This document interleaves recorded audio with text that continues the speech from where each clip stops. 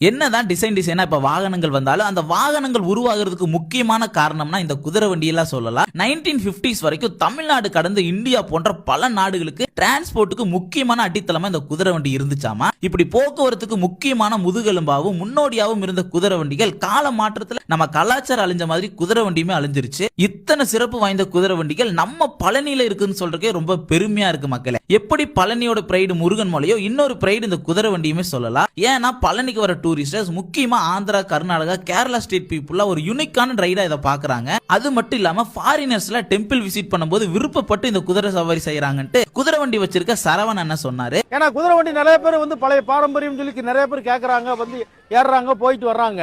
அவர்கிட்ட பேசிட்டு இருக்கும்போது நம்ம பழனியில 100க்கு மேல இருந்த குதிரை வண்டிகள் வெறும் இப்ப 50 தான் இருக்கு தம்பின்னு சொல்லிட்டு அதுக்குண்டான காரணமுமே சொன்னாரு. அந்த ரோப் கார் பக்கம் வண்டி விடாம இருந்தாலும் ரொம்ப பாதிப்பாயிருச்சு.